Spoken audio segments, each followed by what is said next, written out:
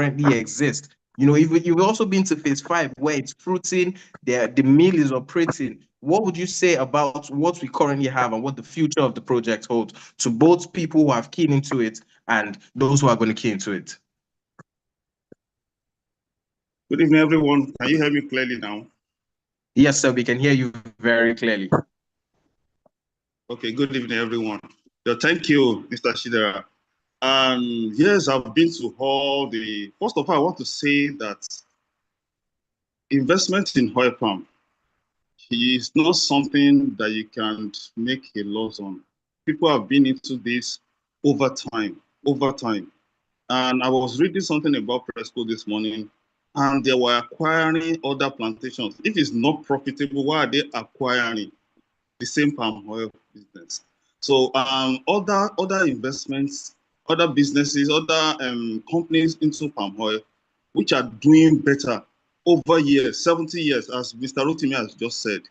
Even while it was still little, the palm oil has been produced, and it's still producing up till now. So it's not a wrong business, it's the right business. And at the same time, you still have your land at the same time. So visiting those locations, I was excited seeing them. I can see some fruiting already, and this is a very impressive eye to see. I think some other people saw it and they were very impressed too. So planting it, I was even glad for those that invested, because over time they will be reaping the reward of their investment. So it's not something that is fake. It's not fake. It's not something that is not real. Me, I've seen it.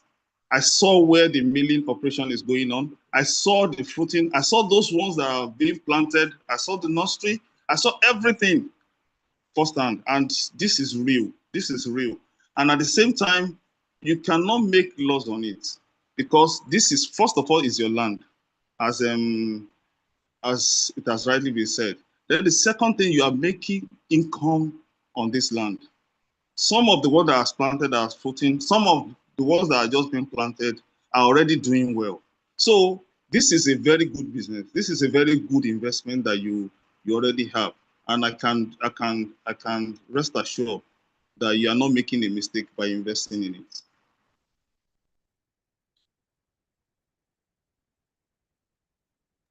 All right, sir. That's wonderful. So also tell me about the future you're seeing in this project. You've mentioned Presco is acquiring more. It means there's a market there that people are really diving into. So what's the future of this, you know, of scaling this beyond what it is currently? What's the potential future in this business, especially with this model where a lot of persons can come in and own different portions, acres, hectares, you know, in numerous numbers? What's the future potential for every investor in this project? Let me say this. From the start, we already have background history of how the palm oil already started. People have been making profit, and year in, year out, prices of oil have been growing. Let me say it this way. Sometimes some people will ask a question and say, okay, if everybody invest in palm oil, would the market be for everybody? Even now, the market for palm oil is still there. The market for palm oil, the country has not yet, what we have cannot yet satisfy the country. So we need more. We need more palm oil. And I can say this, we are getting to a level that this will be the source of income, or rather source of exportation for the country. So you cannot make mistake. The future of it is bright. It's bright. You cannot make mistakes. So let me say it this way. And another thing I can say is, you are not only getting money from only your palm oil. Like the last webinar that we did, there are other things that you get your money from, other things that you benefit from, and you still have your land appreciating year in, year out. With Palmrich, with asset rights, you cannot make this mistake. The future is bright. And the more you invest, the more income comes to you. The more income comes to you. So you can upscale and be rest assured that your income will benefit you very well. All right. Thank you very much, sir. So let me throw some other questions to Mr. Oluwadurotimi Ojamamoye. So for this project, you've taken us through the model and the structure of the project. I want to know, or our viewers also want to know, what are the documentations and proof of ownership? What are the legal documentations that will be given to each investor in this project? And is this an actual plantation with land ownership or just return basis? So what are the documentations and the procedures, starting in or coming into the project? What are the documentation expectations for the prospects and investors, sir? Thank you. So the background of this project is real estate. If you go to the US, to the UK, and to most of these big countries who do larger agriculture, farming is a major real estate. I mean, last year I read some articles about Bill Gates acquiring massive lands in the US for farm. Farmland investment is a major investment, it's a major asset. Because land will always appreciate. But let's also know that it must be rightly documented. Number one, the land must be free from government acquisition. Number two, the titling must go perfected, either now or into the future. Number three, ownership must be legally documented. So it's simple. From our acquisition, we make sure that we partner with every host community, and then we acquire legally from the host community. And then take up this acquisition to government to register it. So title is well perfected to say, oh, these people have sold to me. Now I'm registering my survey as the new owner. And then we move from that to registering for the C of O. And now to the investors. Every portion that you then acquire, first you make your payment for your land, and that covers both the land and the planting that we're going to do on it. So every payment you're making, we're not going to come back to you to say, give us money for fertilizer, give us money for chemical. It is all inclusive in one package. Now you get the receipts for your payments, and then a contract that states how this project works. The contract explains what AssetRise is agreeing with you and what you are agreeing with AssetRise. So we will plead with you. The first part of our legality with you, from your receipt, is your contract of sales. Please read your contract once it is sent to you. Read it carefully. If you need a lawyer to also interpret to you, involve your lawyer and interpret it to your knowledge, because that is what is between us. And then that contract is then perfected to your full payment, and then we take you for physical allocation, where your land is then allocated with corner piece and your name signaled on it. And then you have your deed of assignment, which is a legal document prepared by the lawyer, stamped with the NBA stamps and the rest, to transfer title to you. Now, every title we have on the land that we have acquired it with is automatically transferred to you. So, for example, some of our estate has C of O, some are registered survey. Every title we bought it with, we cut out your own units, and then we transfer those titles to you in a clear document. Now, these are the processes. Now, we will also endure you that the palm plantation process is also same. Once you have made your purchase and you are done paying, we owe you to allocate you with with planted trees on your land. And then your 3 years window starts counting to hold us that, 3 years, my palm trees must be fruiting, because that is a major promise that we have made to you. And then number 3, once it starts fruiting, you have the right to either outsource to us, to mill for you, to sell for you, and then deliver the revenue to you, or you want to manage your palm trees yourself. So get it, the first thing we owe you is the land, a properly titled, documented land. And then number 2, planted with trees. And number 3, you have the right to either outsource to us to manage for you, or you want to manage your plantation yourself, because the land belongs to you. Now, if you outsource to us, we will take 40% of every revenue that is generated. If you do it yourself, you are owning 100% to yourself. And then you can pay for milling operations and the rest and manage your farm. Now, these are the simple processes on how you can come up on this project. Let me reemphasize. Documentation is very, very important when it comes to land ownership. And that is why it is very important that, please, whatever we have sold to you, or whatever we have advertised to you, you have the legal right to take that document to the Ministry of Land and search it. And then we can proceed on a on a journey that is going to be fruitful into the future. So this is all about from documentation to ownership. Thank you so much. Thank you very much, sir. So I want to throw some more questions to you. I'm going to throw it in a lump sum.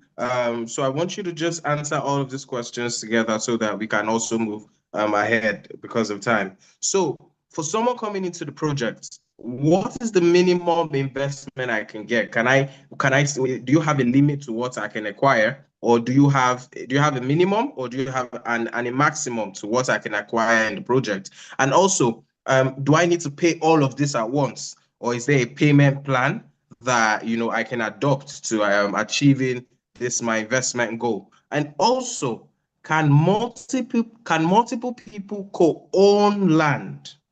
Okay, can multiple people co-own land? And if I already have a land, can we work together? So I've thrown you 4 questions. Do you have a minimum and a maximum that I can acquire into this project? Is there a plan? Is there a payment plan, a payment structure that I can use to acquire this? Can multiple people acquire this land? And if I already own the land, how can we partner together? Thank you. 5 questions, straight answers. Number 1, there is no minimum. There is no maximum, rather, except if we don't have the stock. So, for example, our Ewekoro project is a 3,200 hectares cleared already. When I mean cleared, I don't mean we have bulldozed. I mean cleared with the government, that it is free from acquisition. Initially, we have an acquisition for 4,000 plus, and then with all information and due diligence from the government, only 3,200 hectares free. And so we stay with the cap of 3,200 for further investigation into the other ones that are not free before we can then put it into the market. So, for example, if you say you want to buy 5,000 hectares, we don't have that on Ewekoro. And for example, how do we also make sure that we don't oversell, which is a major problem also. How do we not oversell so that, you then come tomorrow and say there's no land for you? As soon as you make your deposit, it is ticked out from our stock. And then it goes to number 2 question. If you want to do 10 hectares, 20 hectares, 50, 100 hectares, you can do as much as you want. There is no minimum as long as we have the stock. Then if you make your deposit, like I said, it is ticked out in our stock and subtracted from the whole total that we have. That is why we charge interest on long-term payment. So, for example, if you are paying for 6 months, we say you're going to pay 10% interest. If you are paying for 12 months, you say you're going to pay 20% interest additional. Because once you give us a deposit, we owe it to you to take it out of our stock so that we are not oversold. Then, once you have done that, you can be faithful, please, to your payment terms. And there are terms and conditions to staying within your payment corridor. Either you are paying within 3 months, 6 months, 12 months, or you have a special negotiation. Now, when I talk about special negotiation, some persons are buying 10 hectares. And because they are doing volume, they want to have a special negotiation. There is a window for that. You can call into our sales department, and then they can take up that discussion with you. If you're doing 10 hectares and above, and you want some considerations, they can take that up with you. Now, ownership. by legal titling, I mean, it has been dissolved that you can't even buy land with Mr. and Mrs. So you and your wife that you married and you have certificates, the government is saying you cannot buy land and say Mr. and Mrs. Chidera. It must own a title to an individual. So if you are then buying as a family, how you want to separate that ownership, your lawyer can explain. The other component of co-ownership is that you can, maybe 5 of you are coming together. You can register an SPV. You can register a farm, create an entity around it and say, oh, myself and all the workers or in my office, we are coming together to buy 20 hectares. Create an SPV, register it as an entity. And so the land is owned by that entity. And then that entity becomes legal to own and apportion everyone according to what they own. And we have been able to do this across several cooperatives. Today, we've closed transactions with Total Energies, Transamadi. I mean, courtesy of NSE, we have been able to close transaction with the Total Energies. We have ongoing transaction with Chevron Cooperative and several cooperatives that are coming together to say, oh, we want to own units like this. So you become an entity either as a cooperative or you register a business and the business is buying on your behalf. That is how you can co-own land. The other option is you own it as an individual. The last question, I already have a land. We answered this last week. It is good. I mean, be very, very invested in land ownership. However, for the Palmrich model, we can only come in partnership with you if you are doing minimum 50 hectares and above. And I will explain perfectly to you. One, for economics of scale, you cannot, the same milling operation that you will use for 100 hectares will power your 50 hectares. And number two, if you do a lower milling system, you will waste your production. How do I mean? You need to extract the oil from the north, and that will require a lot of mechanization. And if you invest low in mechanization, in extraction, you are going to be wasting the extraction. So you may be extracting less than 20% of your fruits because you don't have a proper mill that can extract well. And for you to invest in a proper mill, you need to have a farm big enough to power such mill because the fruit becomes the raw material to feed the machines. So if you are doing 10 hectares alone, definitely you are going to be losing money because your milling, your plants, cannot be so expensive that your 10 hectares will not be feeding it. That's why we have created this community-driven model so that we can have mechanization in scale, and then the mill can be enough to extract the best for you and you make more money. Number two, if you are doing it alone, consider security. I was also saying that agricultural investment, please, can you mute that microphone, please? Thank you. Mute the microphone, please. I said it to use that word. Take the person out of the meeting if he's not muted, please. Because what God judge as good as evil. Can you take King David out of the meeting if he's not muting his mic, please? No, it's me that corrected it to use judgment. Me, I'm telling you that. We are waiting for you. Please take King David out of the meeting if he's not muting his mic. IT, please, can you help with that very quickly? Thank you very much. Thank you. So, number two thing you need to consider. A lot of us invest in agriculture as passion. I was with an investor yesterday, and he was lamenting how much he has invested in agriculture. And now he has lost massive amounts. He has a poultry, he has a piggery, he has, greenhouses, and diverse investment. The problem with agri is that you must be available. The number two thing is that you must plan for security. If you don't plan for security, you are going to lose money. Security starts from not Fulani herdsmen, no. It starts with your workers. It starts with your workers. So please, if you are saying you want to do your own, you must be able to plan for security. And lastly, on this question, we have been able to do this also partnering with people who are not in a Palmrich model. This year, we have done a large hectares, I don't want to disclose, to the former First Lady of Osun State and the wife of the current Minister for Blue Economy. Very lovely woman. empowering the people in our locality with the oil palm, with other farming, to make sure that their food sustained and they generate revenue to take care of the NGO. If you have an NGO, you want to create a farm, you have a church, you want to empower your members, this is a strategic move. And you don't necessarily need to come to the Palmrich. If you have a big enough farm that we can partner with you, we've planted and delivered an entire plantation for her. And we are saying thank you to her every time, because that partnership was a very good one.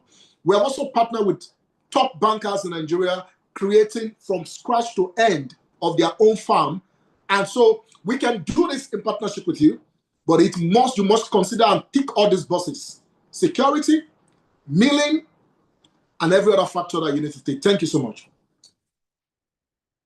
Very much, sir. Thank you very, very much. So I want to ask two questions now. Okay, let me ask this question. Coming in on a lower scale for low-income earners, okay, and even for students that want to participate in this to plan for a better future, for their better future, what support is available, what accessible or entry points is available for these persons? We are very much passionate about students, and that is why we have a major partnership with the Federal University of Agriculture, Abeokuta. You have to watch the video of the SAP project. The former president, Olusegun Obasanjo, gave a keynote speaking on that. The Commissioner for Agriculture and the entire university community of FUNAB, where we currently we are given 100 hectares in the school where we currently cultivate. Because students graduate and then there is no job. And I'll tell you a simple cheat from my village. Once you are in secondary school, your father is planting, it's telling you to go and own a plantation. Because by the time you graduate from school, your plantation is already fruiting. And imagine you own 5 acres when you're in secondary school. By the time you graduate, you are earning even better than a bank manager in Lagos. So we are more passionate about youths coming into this to create a sustainable future. And to parents, it is good that you send your children to all the Ivy League schools, but asset base is also very important for them. So imagine when they graduate, and then after attending the Ivy League school, they don't have jobs. So you need to also consider that you can create a plan for them that can empower them when they get out of school to own a sustainable income stream that can even then power their dreams, invest into whatever they have to do. Now, to the lower model, we have the Flap Africa Partnership, a technology company that we partner with that then breaks it down for students to be able to afford and come into the project for as low as 25,000 naira. They start their land ownership and then they can pay up. But you cannot come into that if you cannot disclose to us that you're a student or you are a youth below some age, because there are criteria for that selection. We are intentional about this because if we want to grow an Africa that should be secured, our youth is our major concern with security. They become jobless, we don't have a secured Africa. And that is our own narration for how we want this project to transform the African story. Thank you. Thank you very much, sir. So I want to throw a question to Mr. Shegun. When is the right time to invest in something like this? Okay, we're seeing a lot of interest, especially with young youths, students, and low-income earners who don't think, okay, I think I have to wait for the right time when I have the income to come on this project. When is the right time to key into this project, both for the youth and both for those who are diversifying and even those who are planning retirement? When is the right time to come into an investment like this? Okay, can you hear me? Yes, sir, we can hear you very clearly, sir. Okay, before I could give an answer to that, I raised my hand when you were asking about the future of oil palm, and I just wanted to quickly let us know that oil palm plantation and oil and all byproducts have multi-industry application. And now we are seeing the application of even oil palm in aviation. Just a few months ago, Indonesia actually blended the aviation fuel with palm oil, and they were able to fly, do a commercial flight, using the oil. So it's multi-industry application. I don't think there's going to be an end to the use of oil palm and the byproducts, apart from food and cosmetics and biofuel and aviation and all of that, I don't think there's going to be an end to that. So just to quickly mention that, okay, that's why I raised my hand. Now, going to how soon or how early everyone should be an investor. So long as your landlord will keep asking for rent, the man selling yam on the street will keep asking you for money before he can hand over that yam. The telco will keep asking you for, money before you can recharge your line or buy data. As long as your boutiques, the person in the boutique keeps selling close to you, you keep spending money on everything. No money actually goes and comes back except an investment. Then there is no time you shouldn't invest. And with as little as you can from where you are, your future will thank you for it. That's what I want to quickly say about that. Thank you. Thank you very much, sir. So let's move on to the next. Let's move on to another category, and I'm going to be throwing this at Mr. Kunle. So I'm going to throw in a series of questions. I would love if you can take. I'll throw all the questions at once so that you can answer them in a lump sum. Okay. So when hello, can we help to mute the mic? IT, can you also help with that? Mr. Kunle, so I'm going to throw this question to Mr. Kunle. When do the palm trees, when do they start fruiting, especially the breed that Palmrich Estate, Asset Rights Palmrich Estate is planting? When do they start fruiting? And when do I start earning as an investor into the project? Then also, what should I expect? So we're seeing a lot of we're currently in a system where everyone wants to give a projection. What are the projections that are more feasible, and how can you break that down to the minimum? So if you tell me I'm going to get a million naira from this, how is this 1 million naira even feasible? What can I get from a tree? What can I get from a plot? What can I get from an acre? Okay, so when do the palm trees start fruiting? When do I start earning? And what is the projection that I should expect from my plantation, and what is the breakdown? Okay, thank you, Mr. Shidera. Thank you very much. So the kind of palm that we planted is Tenera, the F1 Tenera, the first generation Tenera. And this Tenera starts fruiting in 3 years. The time it starts fruiting is 3 years. And examples are the ones that I've seen recently in the plantation that we already have. Those have started fruiting. It's 3 years, you begin to reap, as in harvest from the 3 years upward till any year you want to stop. We've seen Tenera that's grown up to 70 years. We have seen grown up to 40, 50 years. It depends on individuals. It depends on what you want. So from 3 years upward, Tenera starts fruiting. So then what are the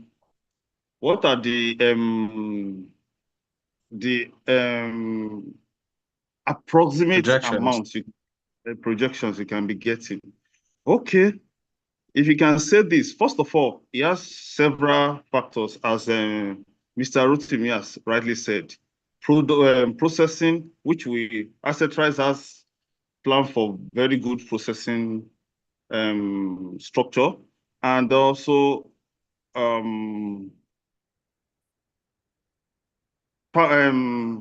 we have process, depends on how you process it.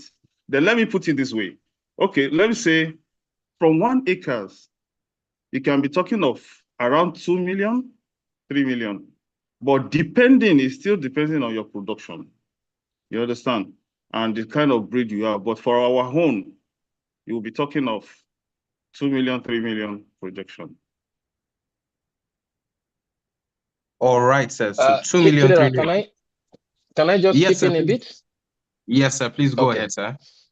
I want to speak from the angle of being an investor and someone who is earning on a monthly basis from the investments. Like I said when I was making my first speech, there is no rocket science, there is no almighty formula or one scientific way your returns are given or are obtained and given to you. on a plot of land 50 by 100, that is 500 square meter, the 94 standard says you plant 10 trees, okay? Because of the spacing you need. On one tree, using worst case scenario analysis, on one tree, you have multiple bunches. But worst case scenario analysis, on one tree, you have one bunch, even though you have multiple bunches. One bunch, worst case scenario, because again, as the trees age, the palm fronds get bigger, the seeds get bigger, you'll be able to mill more palm oil and all of that. But using worst case scenario analysis, one tree will give you one bunch. One bunch will at least give you a 25-liter keg of palm oil in 1 year. Again, using the worst case scenario analysis. So therefore, if one tree gives you one bunch, even though you have more bunches, and that one bunch gives you a keg, 25-liter keg of palm oil, even though you should have more than that, it therefore means 10 trees on your 50 by 100 plots will give you 10 kegs of palm oil. Now, if we say we want to use the old market rates, or even just about, though current market rate is a bit higher now, but old market rates, a keg of palm oil, 25 liters, goes for 30,000 naira. 10 kegs will give you 300,000 naira. Asset Rise will say, okay, you want to manage your farm yourself? Please be my guest. If you want us to manage it for you, we do the storing, we do the milling, we do the harvesting, we do the transportation to the market, we do all the headaches. We will take 40%, right? And you will have 60%. 60% from 300,000 is 180,000 naira passive income. This does not have to even do with the land value that is appreciating into the future. Now, we know that it is a moving target. Things will keep getting expensive. Food inflation is over 40%. As time goes on, and again, I'm speaking from I, who currently earns on a monthly basis. I'm speaking from that angle as an investor and as an advocate of people who have also brought people who are also earning on a monthly basis. I'm speaking from that calculation, right? As you can see, I'm saying it from off my head. So 60%, 40%. If you say no, I want to manage my farm myself, oh well and good. It's your land at the end of the day anyway. So please manage your farm yourself and keep all the profit to yourself. But if you're going to allow Asset Rise do it like I am allowing Asset Rise do mine, because I don't have that, as I'm speaking to you, I'm not even in the country, right? So I don't have time to go to the farm. so what I'm saying is, from my own experience, you get your 60%, Asset Rise takes the 40% for all the headaches that they are carrying, and you share the profit that way. So I think I'll leave it there. Thank you. All right. So I want to ask, I'm also going to throw this question to Mr. Kunle. These returns that we're speaking about, are they fixed returns? No, okay. If I would say these returns, Mr. Shagun has already broken it down. Yes, he broke it down in a way that you will understand better. But sometimes, in addition to what he has said, there are costs of production, cost of planting, cost of a lot of things from all these things that we have said.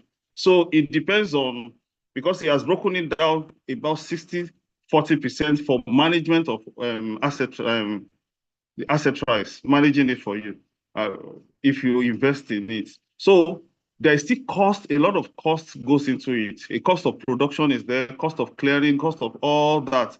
If you manage it yourself, you still do all this. So it's still, after this, then the profit is then splitted is 60-40. So there are lots of things that is to be considered too, aside, this is what is coming in for me.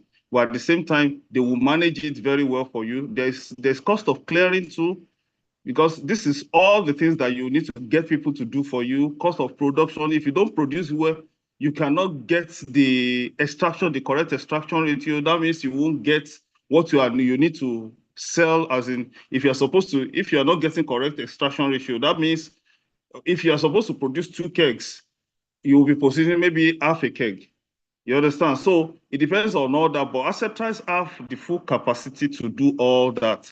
And at the same time, we're offering, the asset tries is offering 60-40% in this negotiation. So managing it is a difficult thing. But asset tries has volunteered to do all this. But you can't say this is that amount, because that will be after you have removed all the costs of production, all the cost of doing all that, and then after splitting it, that's when you say this is your profit. All right, thank you very much, sir. So I'm going to throw in these questions on the market and the sales. So we're talking about this production. We're talking about, what we can produce, what we can earn, right? And the concerns of even the market being too inflated, that's the market not being available again once everyone has come into it. So currently, who is buying the produce that Asset Rise is able to mill from these palm trees? I'll be throwing this question to Mr. Oluwaduro-Timi Ojamamoye. Who is buying this produce? And we also have questions here that are saying, can I sell export palm oil or kernel? Is there market support from Asset Rise? When is the best time to sell my palm oil? When is the best time to sell this palm oil that has been produced? And what is the possible, we've answered this question, what's the possible future in the palm oil industry? So let's just take the questions. Who buys the produce? Is there a market support for Asset Rise?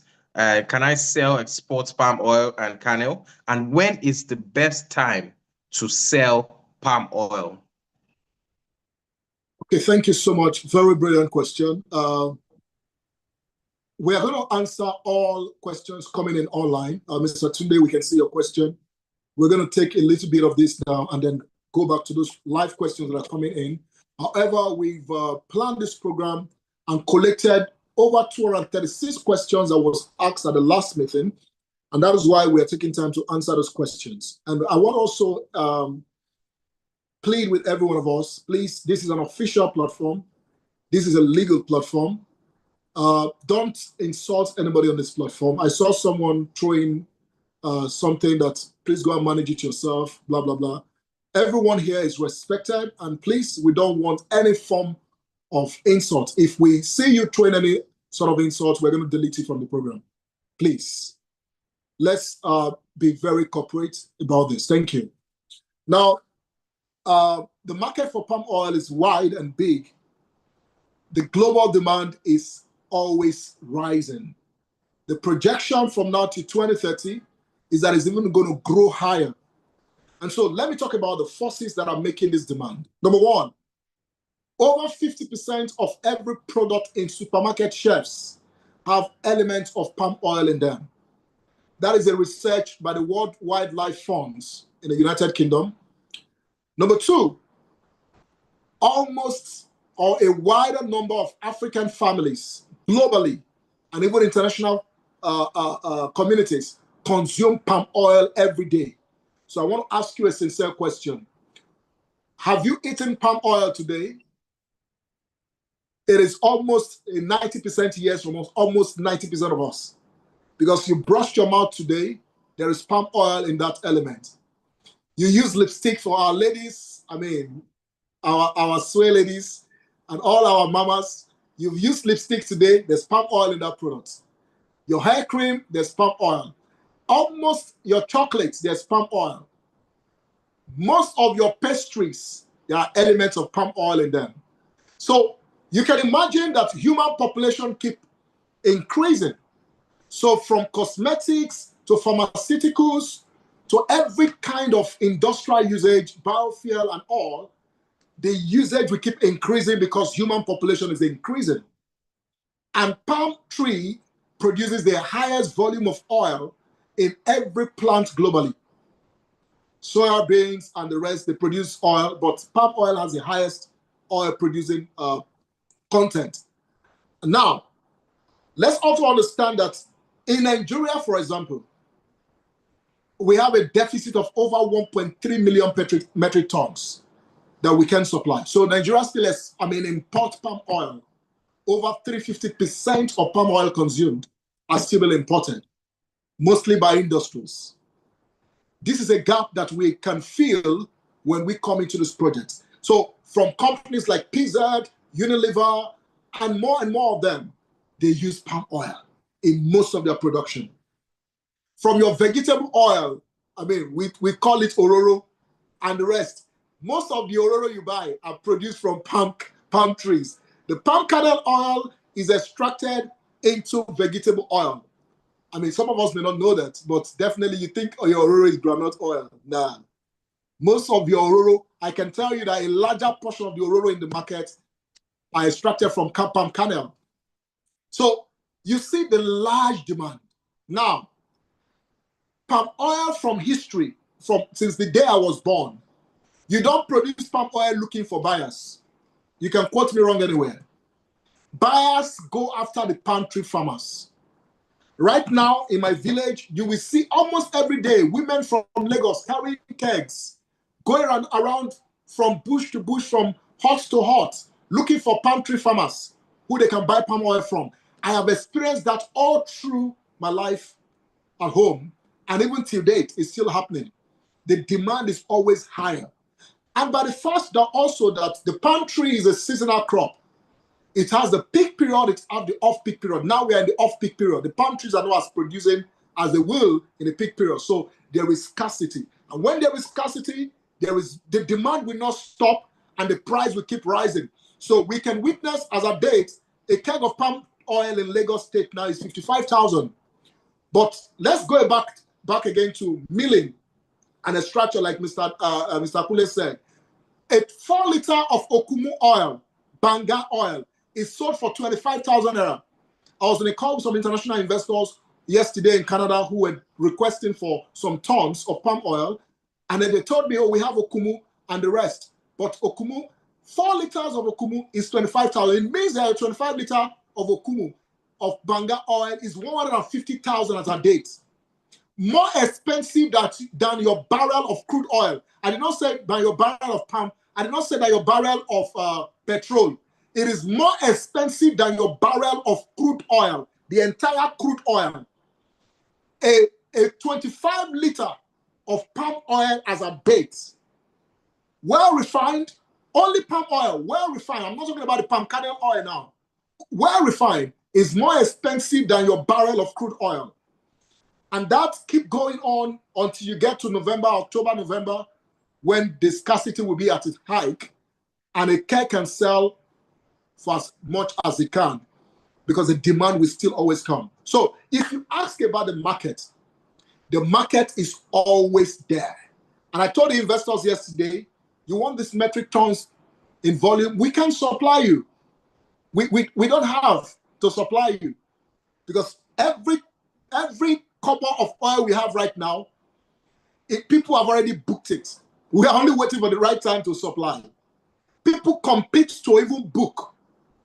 So the market is always there. So what are we to do as investors? Like I spoke to these international investors yesterday, is backward integration. Backward integration meaning let's plant more trees so that we can have more oil and we can make more money. That is the backward integration we can do. And so we supply to a ready market, to a market that even, there's carbon for it.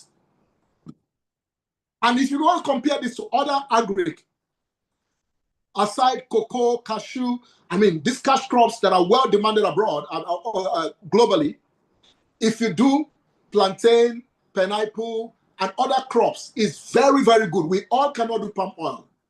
But one thing is that when it comes to risk, even yams and every other thing, the palm oil has a more portfolio for risk management or risk aversion than every other crop.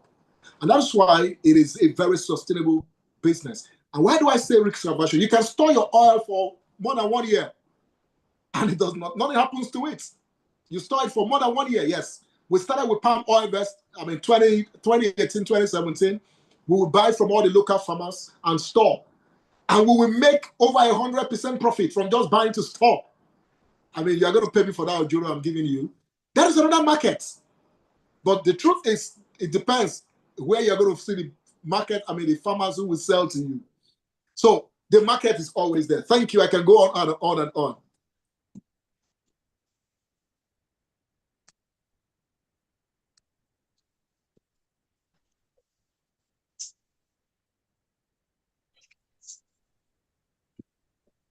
Chidera, we cannot hear you.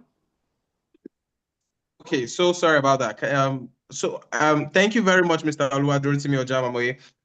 So I want to ask, this is a very important and delicate questions. So as an investor keen into this project, how am I able to monitor?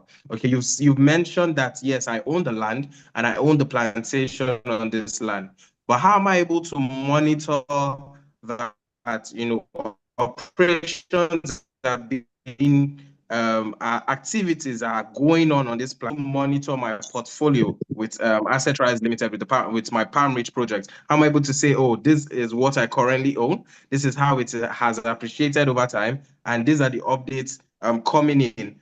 And also, would there be updates, videos, reports, farm progress sent to me, or how do I get access to all of these reports? Okay, thank you.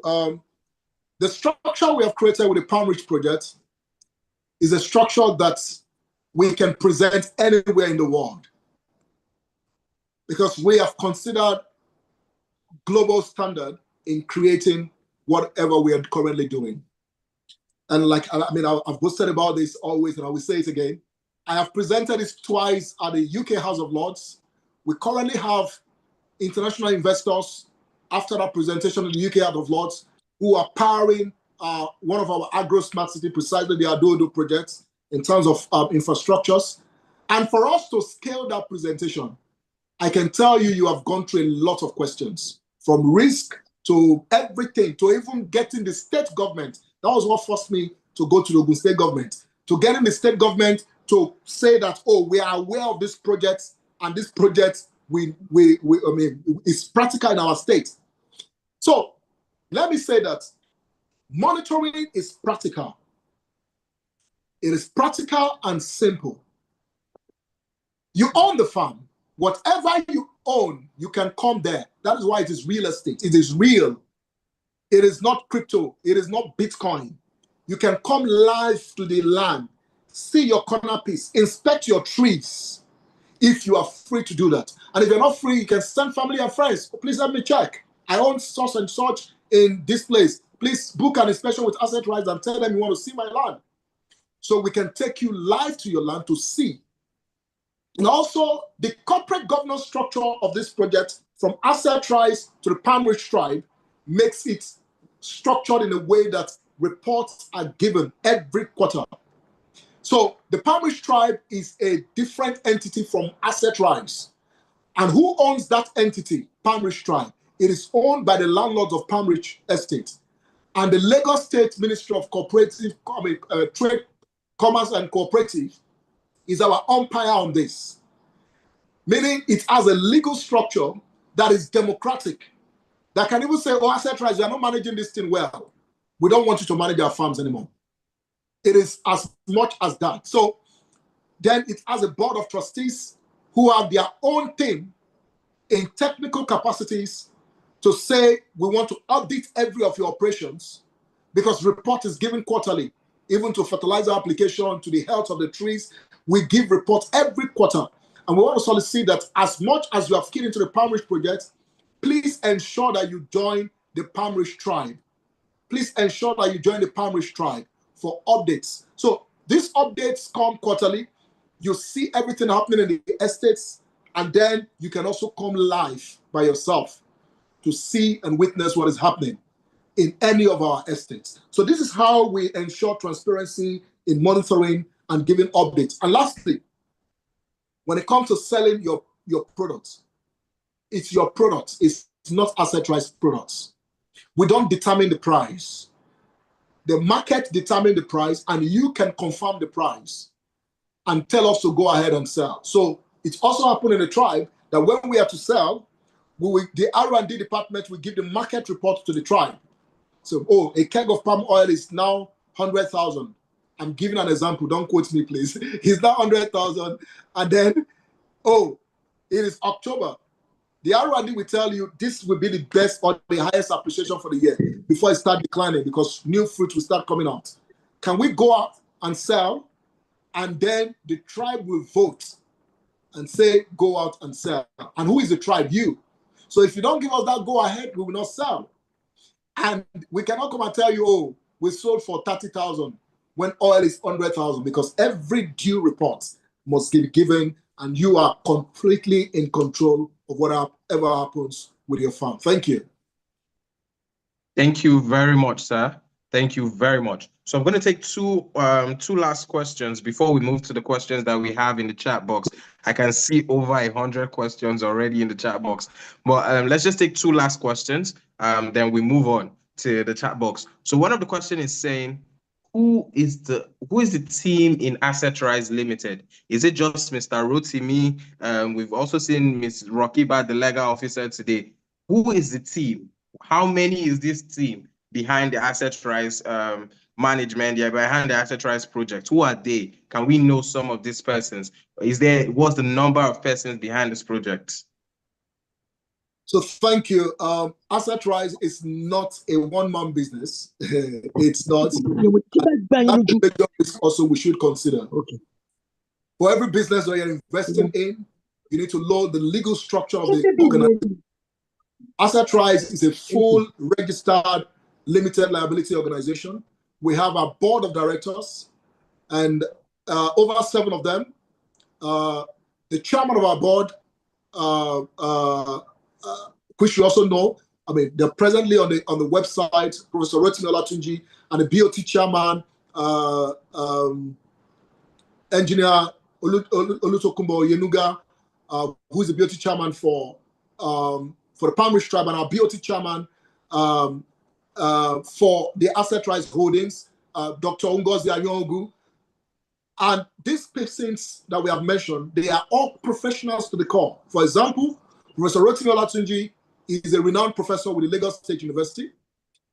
Dr. Ngozi Anyongu is a seasoned banker and currently the MD, CEO, AG Mortgage Bank PLC.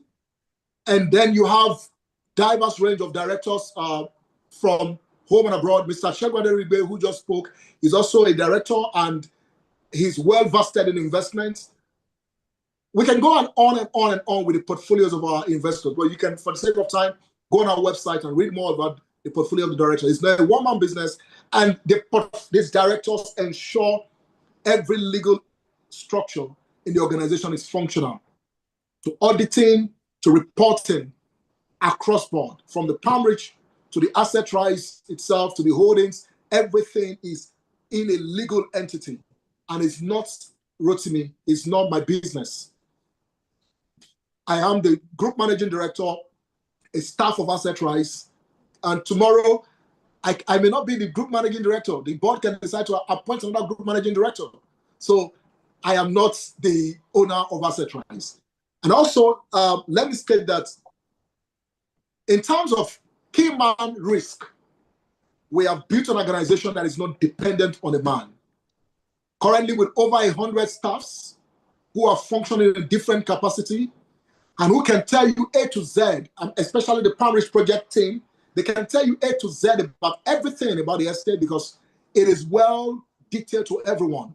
So it is not dependent on any man. It is dependent on a structure and a system that can function by itself. Thank you. Okay, thank you very much, sir. Thank you very, very much. All right, so I'll be moving now to some of the questions we have in the chat box. And I think once I go through I'm seeing some of the questions now, I'm going to be asking some of them. Then we can take a few live questions where you come up and you ask your questions, sorry. So I want to throw a question to Mr. Shegu Aderibe. So Mr. Shegu, I want you to just give me a difference, how do we differentiate this, or how would you say you can personally differentiate this as an investor? The Asset Rise model, we know everything about Asset Rise, about the project, Palmrich now. We know everything about the Palmrich project. We know it's an ownership model. You own the land, you own the palm trees, and it goes on and goes on. So how can you differentiate this from the agro investment era? the agro investment era where, you know, persons just come in and say, oh, bring this, we give you this at the end of the day. How are you able to differentiate it, a clear differentiation between these two models? Okay. In a very short way, it's equity versus debt. When the agro investment thing became a buzz, a lot of people said, oh, bring money, let's invest for you. I'm not going to mention names. And they took so much money than they could inject into the business. Some very legitimate businesses started out, but either by greed from the management or by some very big blunder in the operations, they were taking in money and they kept on taking in money and promising returns. That is not necessarily a Ponzi, okay? Because a Ponzi is even when there is nothing, no instrument powering that money, but is a very terrible blunder. This is different. It's not debt, it's equity. You are the owner, and whatever the farm conditions, for whatever the market rates for the produce is, you get your commissions or you get your percentage of your profit share. Okay, so that's a major difference. This is an equity model, not a debt model. Thank you. Thank you very much, sir. Thank you very much. All right, so question, I can see a question in the chat box. And I want to show this question to Mr. Kunle Olagunju.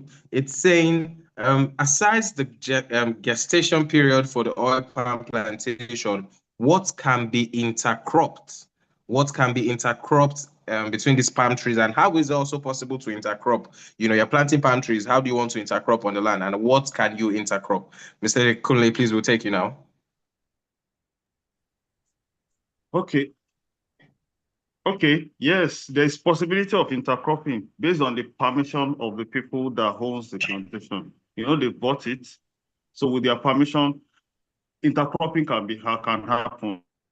I've seen intercropping with maize. I've seen with cassava, with even I think planting with yam. Intercropping is possible, even with pepper and all that. It's possible. But based on that, we can do intercropping with the permission of the people that are involved, the owner of the plantation. It's possible. All right, thank you very much, sir.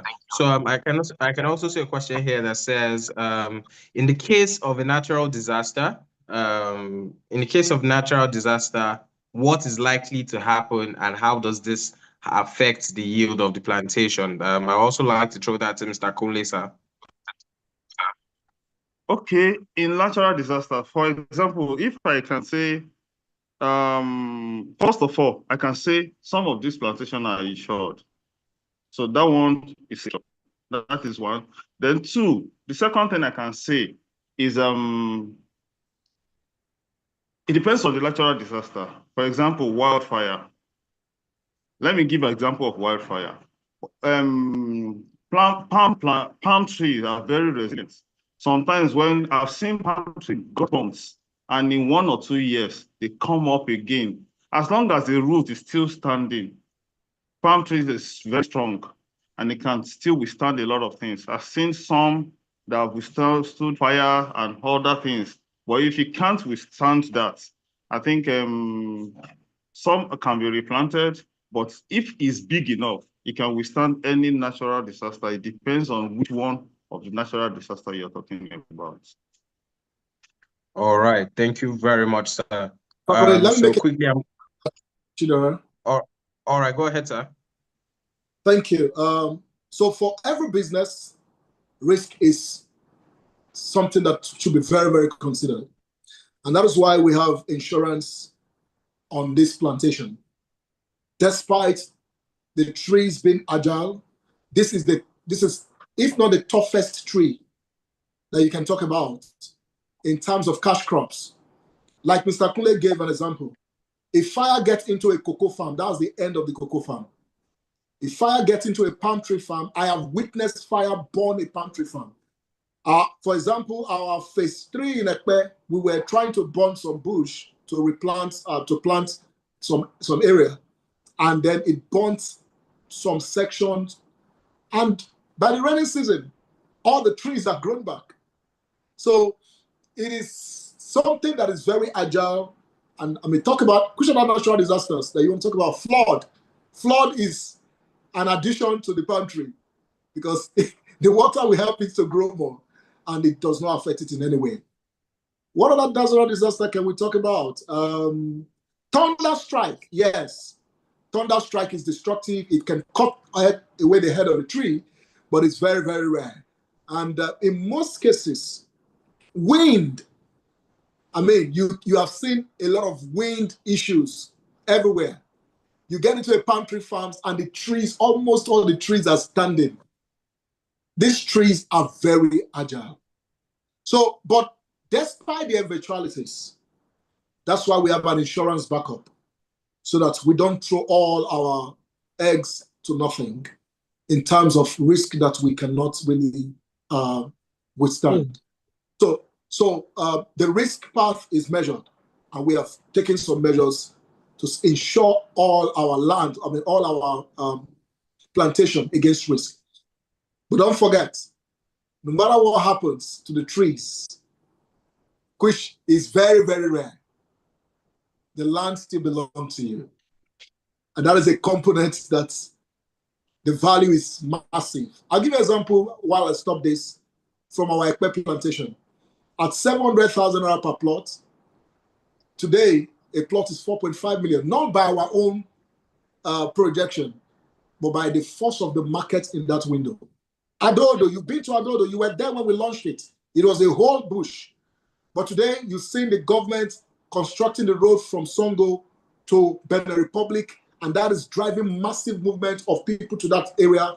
The Lagos-Badagry Express Road, which is also at the back of Adodo. The Agbara Industrial Park, several universities opening up in that wing, and the value of your land is skyrocketing. That is what this project is about. Agriculture plus real estate. Thank you. Thank you very much, sir. So another question I'd love us to answer is, there's a question saying, would change of government or would government policy change affect this business model? Okay. Sorry. Change of government. Sorry, my battery is low. Just give me 1 minute. Let me power, and then I can come back to answer the question, Chidera, please.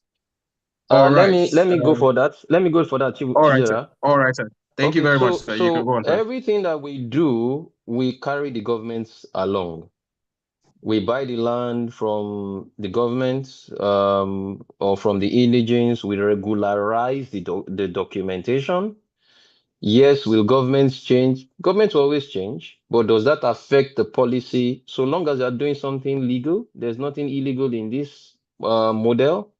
We've done our due diligence before we, acquire the land. So when someone says with the change of governments, it's only if you acquire a land that's under, government interest or government acquisition, and they want to use it for public use. But once a land has been excised to an indigent or a family or whatever, and we buy the land and we regularize the documentation, every other thing we have done hand in hand with the governments. We've met with SEC, that's the Security and Exchange Commission. We have met with the various lands bureau in the respective government's quarters that we play with. We're also in partnership with NSC, which is a governmental entity. So everything that we do, it's in collaboration with the government itself. So I am now wondering how else we are not playing, let's hide something. There's nothing to hide. It's open. The government people are also very much our friends and they know what is going on in what we are doing. So please, it's only when one is scared or one is doing something illegal that you begin to get worried around governmental policies and this and that. But at the end of the day, one thing is noteworthy. The government can choose to do anything, any day, anywhere. And there's nothing anyone can do about it. Where you live, the government can say tomorrow we want to come and put a road there. But what have you got from the government that makes you immune to such policies. That is where you're able to mitigate against such concerns. Okay. So yes, it's a very legitimate question. It's a very valid question. But once you have all the regular, appropriate documentation and backing, you have nothing to worry about. Thank you so much, sir. So government, it's our friend. It's very unique that globally it is the same. The nations on the earth, we keep expanding in terms of projects and every other thing. And that's why one of the things we almost consider at every time is to see that where we are buying, is it an area that has been earmarked for future acquisition? In the mapping of the government, is this area designed for maybe a project in the future? As long as we can answer that is a no with the state, with the Ministry of Land, then we have buy-in the government to say that this project is coming on because you have given us a permission that this place can accommodate it. But in the future, if that narrative changes, for example, if that place become a part where a gas line should pass, a road network should pass, there will be negotiations with the government, and then compensations will be made. We've seen that case over, even if you have a C of O on your land. If the government is saying that we need to use this place to avert something for public interest, there's almost nothing you can do. But in that case, you will be duly compensated by the government. Thank you. Can we move on, please, Chidera? Yes, sir. Thank you very much, sir. Thank you very much, sir. So I want to ask a question. I can see that coming up repeatedly. This question is on expansion, and I would like you to speak to the partnership with the Nigerian Society of Engineers on the expansion on the project. And I also saw someone mentioning the invites by the Enugu State and the Abia State government on the project. So can you just speak to this and the expansion and the partnership with the Nigerian Society of Engineers as well? Thank you so much. We have a lot of media exposure, and this has brought us into a lot of government meetings and closed doors meetings for how we can, see more of this happen. And that has brought us to meeting with not just the NSE, not just the state government of Abia and Enugu, where we were last year, courtesy of movement also from AG Mortgage Bank, who is a bigger institution that we have an MOU and a structured partnership with. And we were in Enugu, we had meetings with the Commissioner for Agriculture, we have meetings, virtual meeting with the SA to the government, we have meeting with almost every capacity that we can have at that capacity. And we are looking at a 10,000 hectares. Even last week, the meeting still came up about the Songhai project, if we're willing to take up that place and the rest. So there are a lot of deliberations ongoing. However, we have not concretized. We drew back because of some security challenges, but now Enugu is a very peaceful place, and we know that definitely our Igbo brothers, they cannot wait for this project to come down to Enugu and to Abia. Same as Abia, we had meetings with top government functionaries about expansion into the states, and we are on point to see this come live into those states. Possibly by next year, some of these projects will kick off in those states. However, we know that land in the West is totally different from land in the East, and we are also careful how we structure this movement. That is one of the things that concerns us. Like I told you, with my risk knowledge and my training in risk management, any project I am taking on, the first thing I want to look out is to check the risk. It's not just about the money, about the profiting, about the projections. First is about the risk. If you don't take risk into consideration, it can wipe away your investments. So with Akwa Ibom, yes, we have a larger interest in Akwa Ibom, and we are coming to Akwa Ibom. I was in Akwa Ibom 3 times last year also, but we don't have any structured thing coming yet, but we are coming up with Akwa Ibom. We've inspected a lot of lands, and something also is coming up in Akwa Ibom. Now, for our partnerships with Nigeria Society of Engineers, The NSC is a very big body, and it's a national and an international body, a very big body. You're talking about a body that controls the entire engineers in Nigeria. That is huge. You're talking about people who work in your oil and gas, in fact, almost everything that sustains your country, engineering-wise. And they are very smart, very technical. So how did we scale a partnership with the NSE? Number one, we understood that, agricultural mechanization is the way to go. You cannot have a big agricultural project without engineering, because mechanization production is powered by engineering, irrigation, and a lot of things. So the NSC signed an MOU with us. A memorandum of understanding signed at the NSC headquarters in Abuja and at the NSC Council by the NSC president. We love the president. Thank you so much for the privilege. Signed MOU. So when we're talking about partnership, we're not boboing you. Signed memorandum of understanding. We have the videos we can share with you. And that partnership is also moving us into expansion. The NSC want us to collaborate and take this project around the 6th geopolitical zone in the country, and also do in each geopolitical zone the crops that can fit that geopolitical zone. And that MOU is gradually materializing. We have the likes of Total Energies Transamadi today, who is active in Palmrich tribe. We have NSC Keja branch. We have, NSC, several components of the NSC branches who have come into this project, not just coming, who are vested in this project right now. And you also will know that the BOT chairman is a member of the NSC. He's an engineer and currently the director of works with Lagos State Ministry of Works. And these persons are smart. They are not people you can tell nonsense. Every detail must be explained and provided. So that is our nature of a partnership with the NSC. Last year also, we had the privilege of hosting the Bank of Industry in our Ekpe and in our Ibadan projects.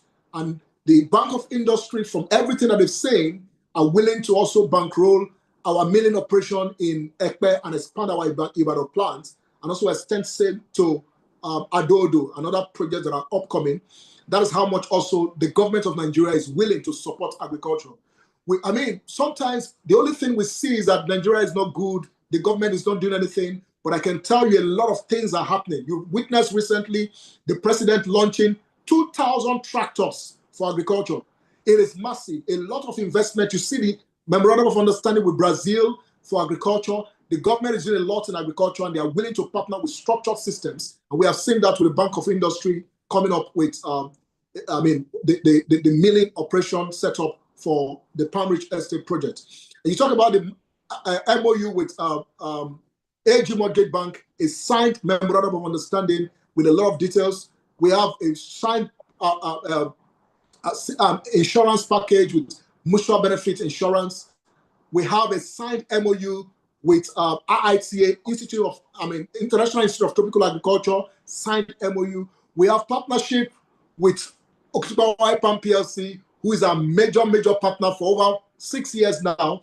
And see, why have we built all these robust partnerships? One, our partners believe in what we are doing. Number two, the partners believe that this is the way to go. We need to solve food security, and it must be practical. It must not be one stupid idea from somewhere that will make people lose their money. It must be well planned and thought through. And like I tell you, for this project to have scaled international presentations, even at the House of Lords, and then having investors coming from there, it tells you that we are doing something a bit right. And that's why we need your support. It is not our project anymore. It is your project. As long as you are invested into this, you are in the Palmrich tribe, it becomes your project. The success of it is the success of your project. And that is why the governance structure makes it that it is democratic. You tell us what to do, we look into it together, we implement only the right result, you audit what we do, we give reports on what we do, and this can be fast sustainable into the future. Thank you. Thank you very much, sir. Thank you very, very much. So I think now, because of time, let's move to questions that we have. Let's move to live questions. we can take iPhone 22. iPhone 22, if you're available, please just unmute and ask your question. You have just 1 minute to ask your question, and you can throw your question to any of our panelists. So you have just 1 minute. iPhone 22, if you're available, please ask your question.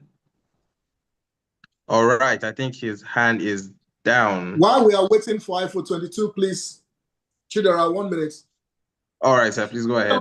Questions about allocation, and let me also address that as a major concern. I've presented this at the last meeting. We are very much practical as this project should be. However, please, whatever you notice that is not going right, call us to attention immediately. Now, for allocation, we've explained that these trees are rain-loving crops. It can only be planted, especially in the volume that we are doing, during the rainy season alone. You plant it off the rainy season, the trees will not survive. They're going to die. You're going to lose money.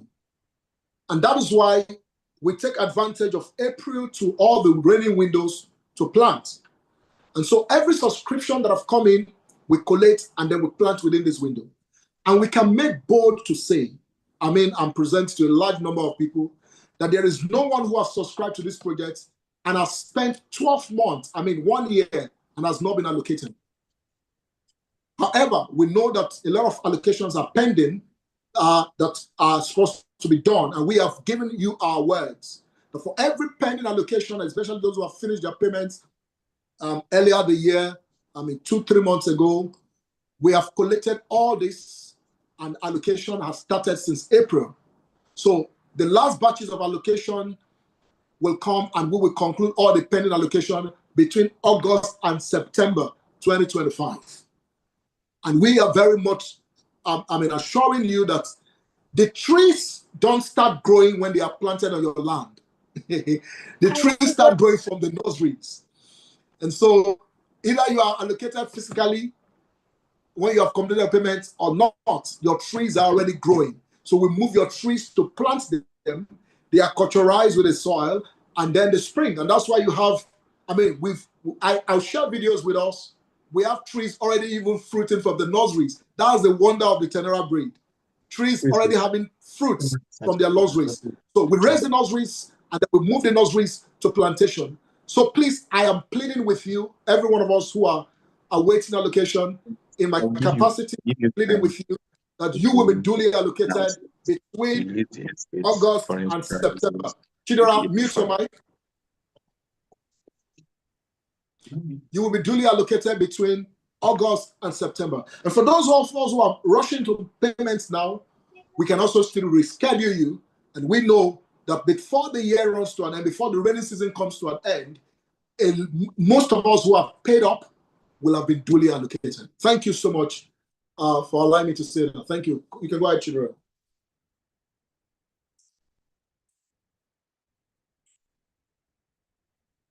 Thank you very much, sir. Thank you very much for that. So iPhone 22, if you're on now, we'll take your question. Okay, I think iPhone 22 has his hand down now. So iPhone, if you're on, please, you can ask your question.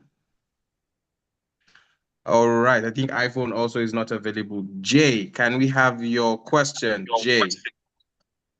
All right, great. Please go ahead. Good evening. Go ahead, sir. Good evening, sir. Please, in Nigeria, living in diaspora, and I would like to ask a question because I was on the meeting initially and I heard the CEO, I think, saying that it's practically impossible to buy land with different name or like different people coming together to buy land according to the government of Nigeria or whatsoever. So I want to ask, in a situation whereby I am buying a property in the name of my child who is not up to 18 yet, is that possible? This is my first question, please. That's a very technical question. Yes, it is possible. However, you have to put the name of the child in the documents. Because you don't need to, for now, I don't know about, but as a date, there is no biometrics that are required for your land survey registration or CFO right now. I don't know of that right now. So if your child's name is Rotimi or Jamamwe, please, you can adopt me as your child and just put my name on that document, even if I'm 8 years old. And when I keep growing, I remain that name. And in the future, I can claim that land. Now, before, people can buy land and say Mr. and Mrs. But we've seen a lot of court cases, nullifying, the barrister is our barrister is live. She can speak to that also. So now, if you're buying it on a child, if you have 4 children, don't say I'm buying this land for Showore, Aladuni, and combine all of their name on the land. It will not be accepted. Let it be individual according to it. However, another option you can do is to create an entity. You can register a company in the name of your children and then make them own shares in that company, and then that company own the land. Thank you.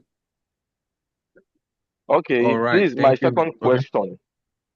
My second question, please. I'm also married to a foreigner as well. And some of us, we know the family we are coming from. So I personally am speaking for myself.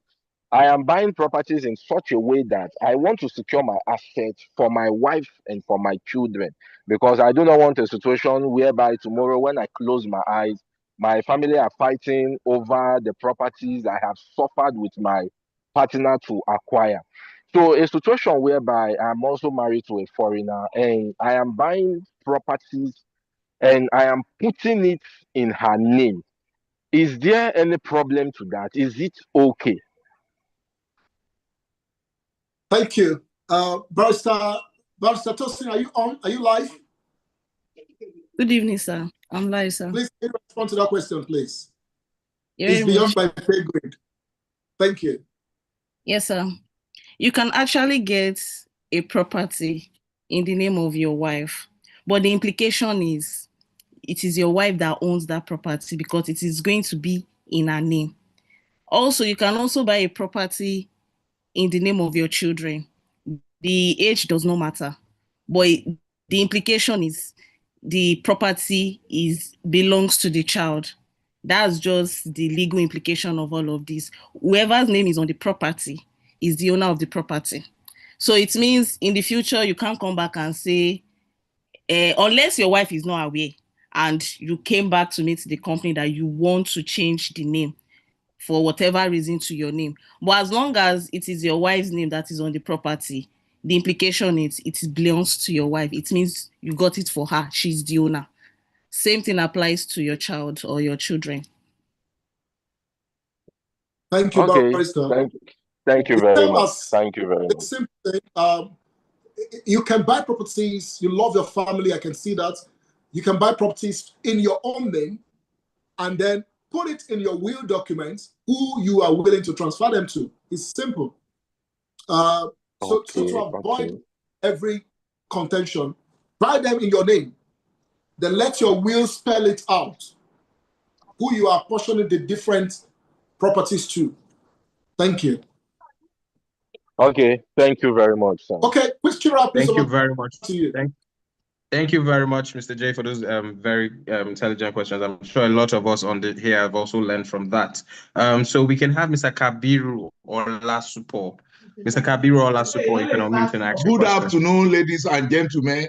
Thanks for this Good opportunity. Sir. I hope you are hearing Thank me. you, sir. I'm Very based loud and in clear, Nigeria, sir. but currently I'm holidaying in Canada. Asset rise have been on my trail for more than 3 months, but I'm being careful in making a decision. You know why? Because I've burnt my fingers in this type of pool fund in the past. One guy came to us like this one, told us that he want to do rice plantation. Everything is good on paper. I invested 53 million. Wow. The guy is nowhere to be found. And his case is now with EFCC. I'm an investment banker, a treasurer. I deal in money markets. I've traded stock. I've traded money market, and I've done FX. My problem with this investment is, one, you are putting your money down on an investment, and you are telling me that I will start getting return at the end of 4 years. I don't know. There is something missing in that link, because I know that if I invest 100 million, it's not that 100 million that you guys are going to put on plantation immediately. You are not going to utilize that 100 million immediately. Probably you are going to invest it somewhere that is going to giving you income. I'm being factual, and with my background, I'm not discouraging anybody that want to do it, but I want to tell you, my church mind is telling me that 100 million, you are not going to use it on plantation almost immediately. What is going to happen to whatever you get from your investment before the actual implementation? There is a gap between 1 year and 4 years. You understand? I want you to look at that end. Let's answer it because of time. Thank you.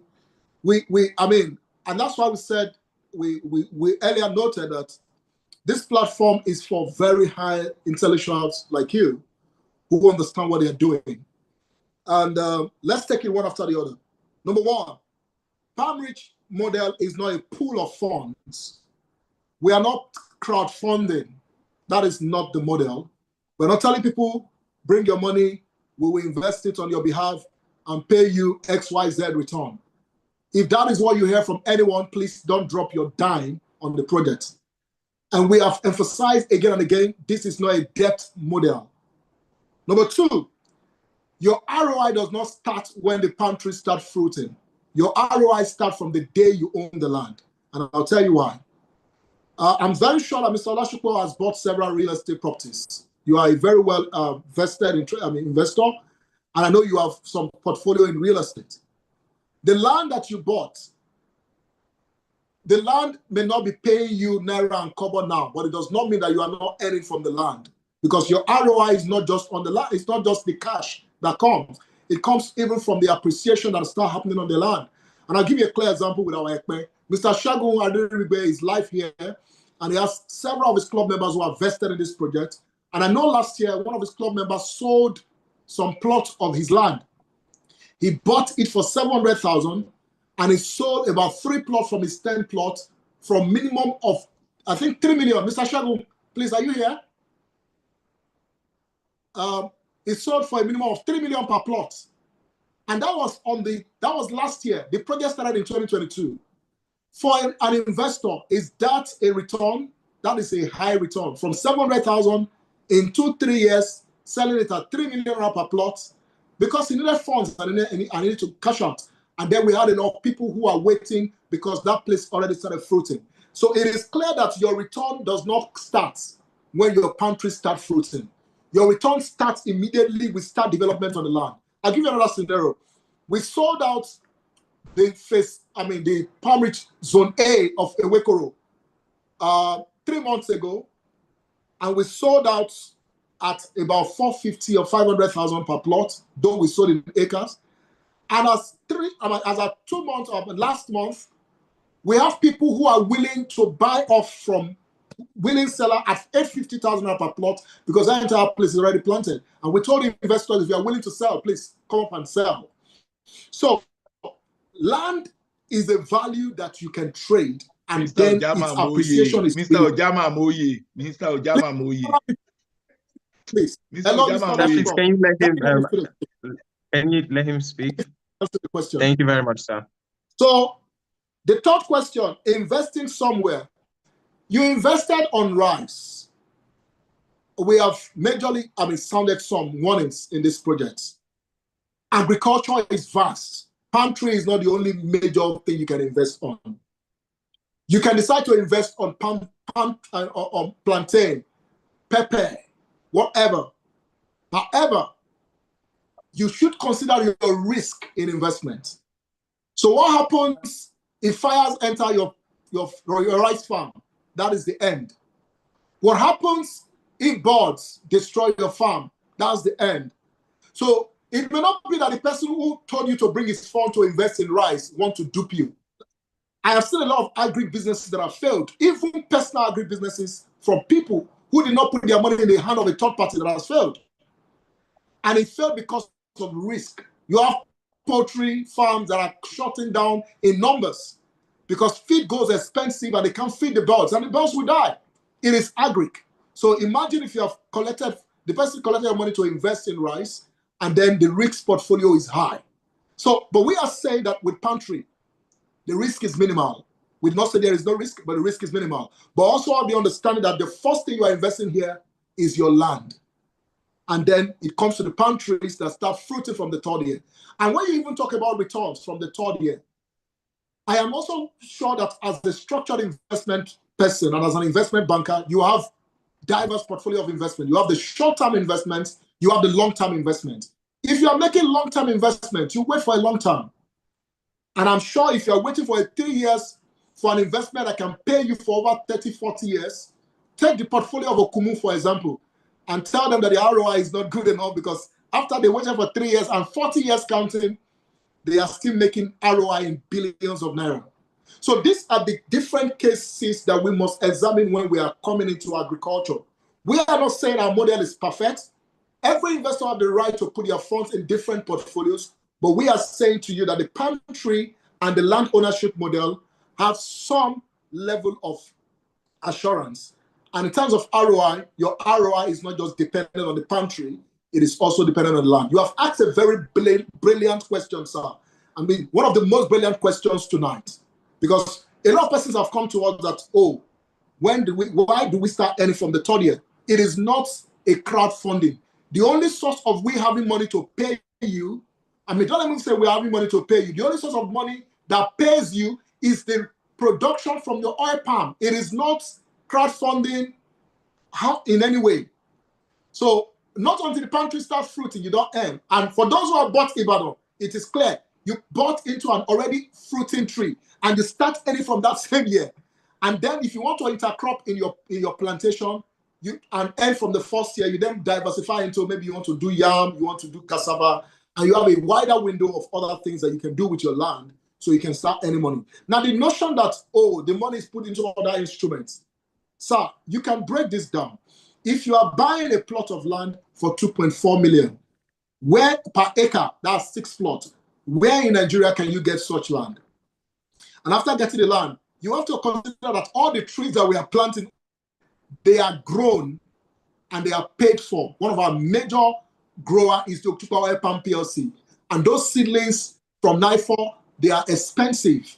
So by the time you put all this into consideration, you will also see in a larger way that every money that you pay are reinvested into the project. One, your land is bought. Two, every plantation process, fertilizer, the trees, the people planting it, everything is paid over time. So these are all cost elements that come on the project that you are paying for. Thank you so much, Mr. Olasupo, and we appreciate you for that light in your question.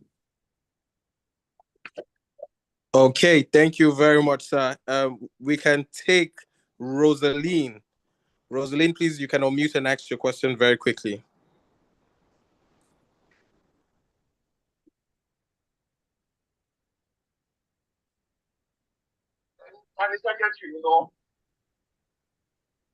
Okay, we can take Ola Bosse. Ola Bosse, please, you can unmute and ask your question. We want to collate people that have contributed so far.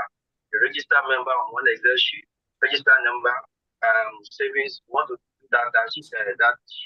So we're expecting the secretary to talk to the group members, so we see transparently where we are, how the contributions so far, and what we contributed for. So once that one comes up, that issue of flyer and banner, whatever we can do now on the line, send it to major boss. We have that plan. Because just like President said, our group is a very we are a lot of people are wonderful. So we want to peruse everything as long as you just mentioned. And for them, they want to peruse everything. And people that thought I get no interest, there's no interest because you want to ask. Let's all hands together. Let's start realization. And if possible, like I suggested as a group, while we are having some personal meeting, as you know, last year before when those women came, yes, you have that for me. To announce them from here. You know, people will be more, you know, apart from on the platform, more on that day, they are also what going on the start. So if we can try all now between now and December, arrange something like that, probably in the next of probably October first year. So if we can try to do something, just for cooperative, then that I mean you took it on wow is an avenue, you know, from there. Even that they might carry account very quickly.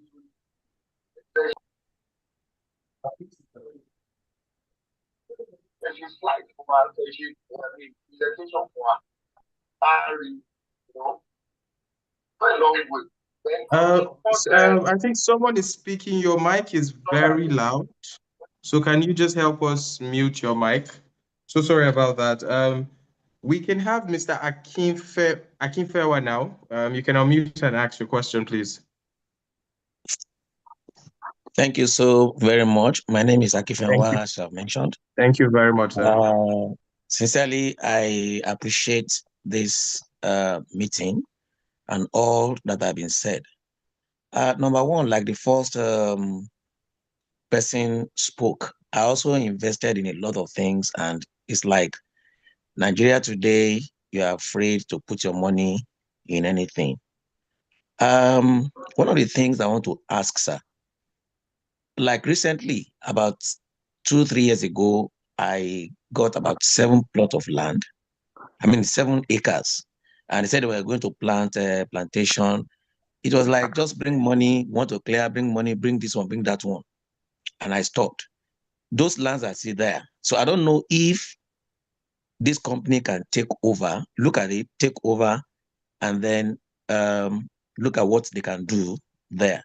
Secondly, I was asking, what is the minimum acre that you can invest on?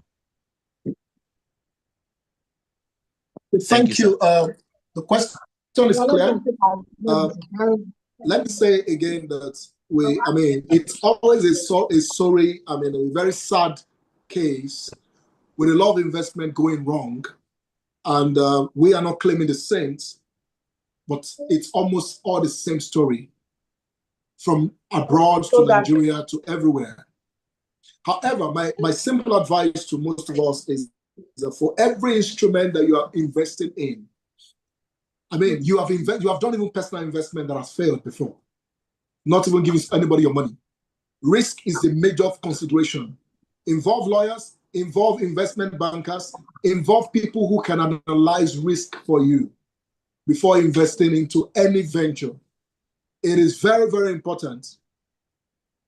It's very, very important that you understand the risk of the portfolio. So I want to take it up from the question. What is the risk in investing in plantain? It is a very profitable business.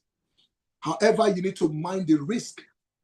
So I have seen several persons who have come to me to say, oh, this plantation, we have invested millions and it's not working. Number one, wind is a major problem. The palm trees the plantain carry heavy bunches, heavy wind blow, they all fall down, you lose a lot of money. And other risk that can come with it. So we are not saying the palm tree is the only investment or the only agric investment that you can do successfully. There are people who are investing in poultry and it's big. Fortuna egg is one of the massive poultry in the West here. A lot of people are doing a lot of agric that is big. However, please, so that we stop this narrative of, I mean, it's highly threatening everywhere in the world. I give my money to this, it failed. I mean, pepper and every other thing. So risk is a major important thing. Then to your question about if we can take over the 7 acres, the minimum we can work on is 50 hectares and above. And I've explained that the size of your plantation matters to your profitability. Because if you are going to do a plantation that is very profitable, you have to consider milling operation. And you invest in a mill that can extract enough oil for you so you don't lose more money. Yes, you say a lot of villagers have just 1 acre, 2 acres, 3 acres. You can ask them how much are they making in terms of the real value that they should be making. They are losing a lot of oil. And that's why we will not advise you to set up an entire palm plantation for lower volume, because you will invest in milling, you will invest in operations. The same operation that will cover 7 acres can cover even 20 or more acres. So if you have capacity to expand that plantation and you do oil palm, fine. But if you don't mind, I just want to do my 7 acres, I don't want to keep the land fallow, and I just want the palm trees to be there and generating whatever I can generate. I'm not keen on making too much profit. Yes, we can get you nurseries and set up the farm for you, and get someone to manage it. We will take you through all the process to get it set up, so that we are not totally saying no because it's not volume we cannot support. If you have such, you can do that in a scale that you can do it with. So thank you. That's the best I can say on that now. Thank you very much. So we'll take one last question and we can call it for a night, then have the closing from our speakers. Then we move on to other announcements. So Zion, I can see Zion, you have your hand raised. Please, you can unmute and ask your question now. All right, Zion is not available. We can take on. All right, great. Go ahead, please.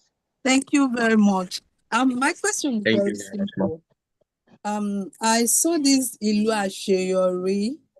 I'm seeing some prices, and then the other one on Ilaro.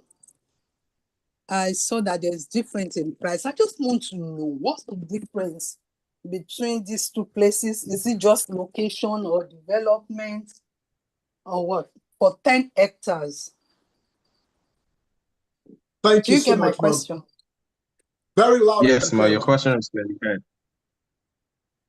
So, Ilu Asheyori, we have, so we've started this project in years now, and then we've seen how much value we want to create from the land ownership part. And then we decided to create agro-smart cities, not just oil palm farms.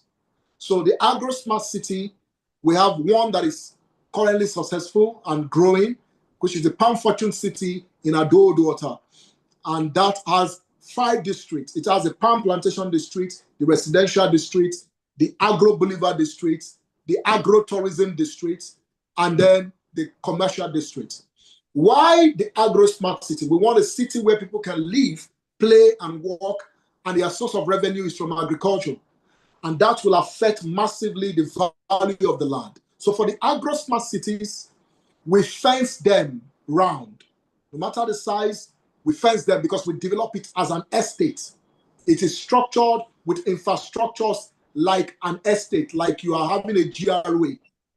And the value of this the Palmrich estate that is inside the agro-smart city appreciate faster than the new one that we are introducing now, which is the Palmrich farm. The Palmrich farm is same as oil palm plantation as the Palmrich estate. The only difference is that the Palmrich estate is inside an agro-smart city. It's a full city development, while the Palmrich farm is just a farm model.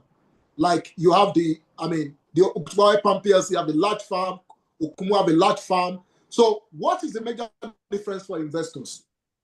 If you want to scale your oil palm plantation ownership, you want to do 10 hectares, you want to do 50 hectares, you want to do 100 hectares, you can then decide, do I want it to be in the Palmrich estate, which is in an agro-smart city, because I want my land value to skyrocket, or I just want it to be in the normal farm model? Don't forget that both model, you own the land. There is land, your investment is tied to land ownership.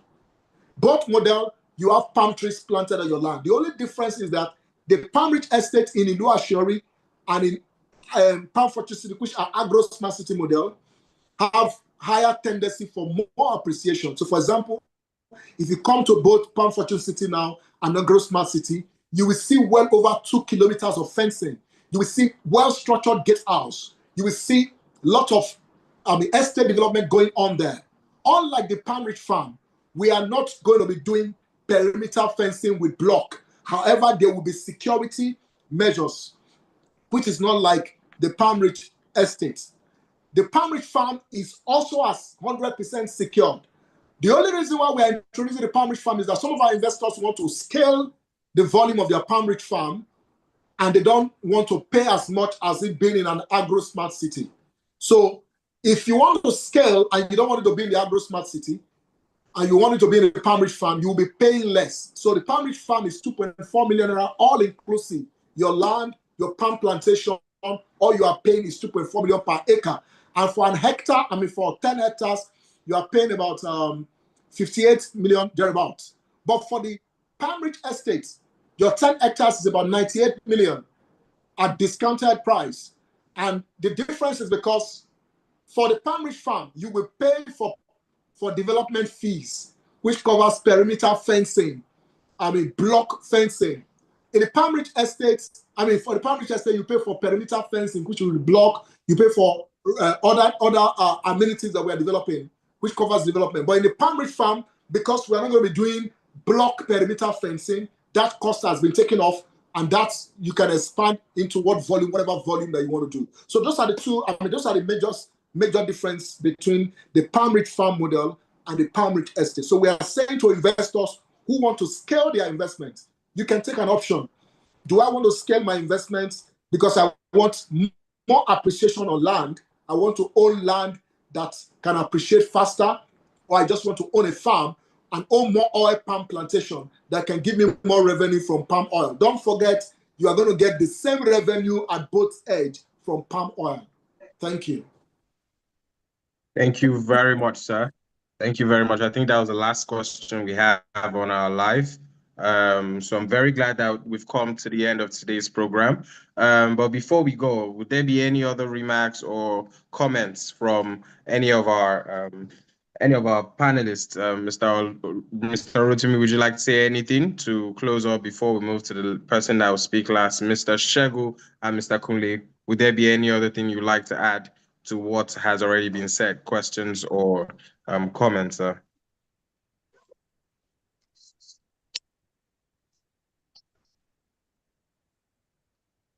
All right, so if there are no more questions.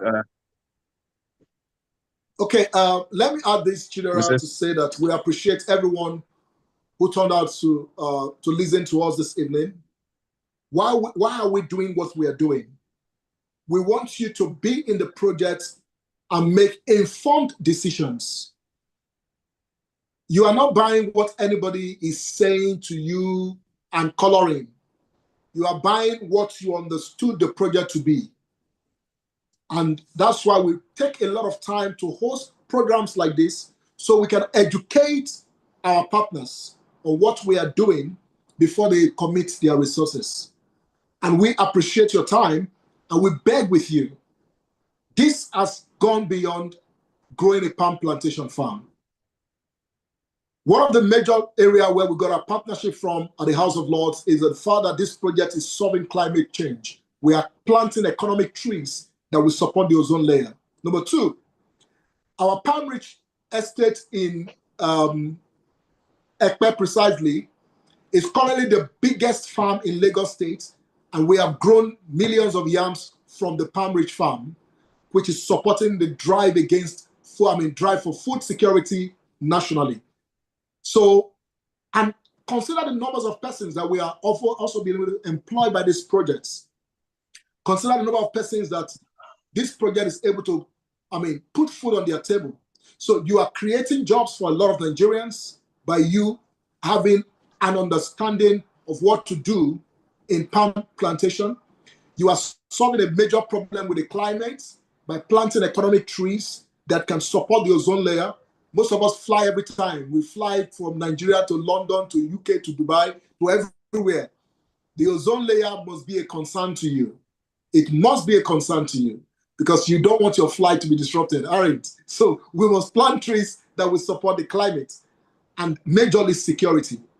A safe nation is a nation where people are employed.